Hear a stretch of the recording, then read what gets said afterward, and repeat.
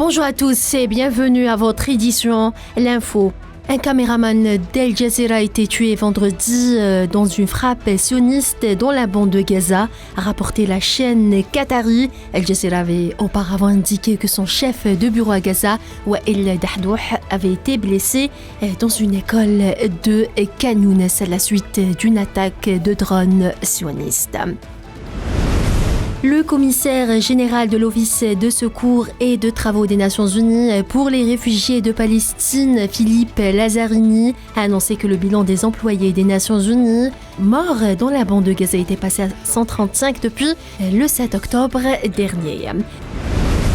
L'Organisation de la coopération islamique a fermement condamné hier vendredi les crimes continus de l'occupation sioniste dans les territoires palestiniens occupés, notamment le récent massacre à Jenin en Cisjordanie. 19 000 Palestiniens sont tombés en martyrs et plus de 55 000 autres ont été blessés depuis le début de l'agression sioniste contre Gaza et la Cisjordanie le 7 octobre dernier, selon un nouveau bilan annoncé hier par le ministère palestinien de la Santé. Voilà pour ce qui est des derniers développements en Palestine et dans le reste de l'actualité. L'Organisation des Nations Unies pour l'alimentation et l'agriculture a signalé hier que 17,7 millions de personnes au Soudan étaient confrontées à des niveaux élevés d'insécurité alimentaire aiguë.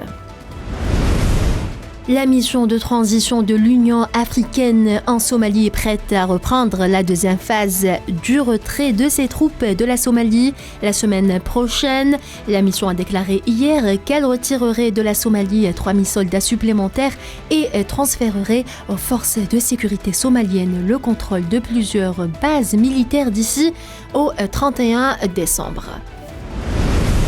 En RDC, le Conseil de sécurité a accepté que la mission de l'ONU en République démocratique du Congo apporte un appui logistique aux élections du 20 décembre tel que demandé par Kinshasa dans la limite de ses ressources existantes, ont indiqué des sources onusiennes.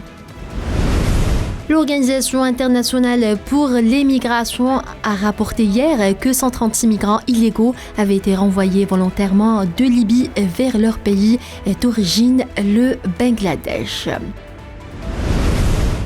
Aux États-Unis, l'ancien avocat personnel de Donald Trump a été condamné hier à payer plus de 148 millions de dollars à 2 agentes électorales qui l'avaient diffamé lors du scrutin présidentiel de 2020.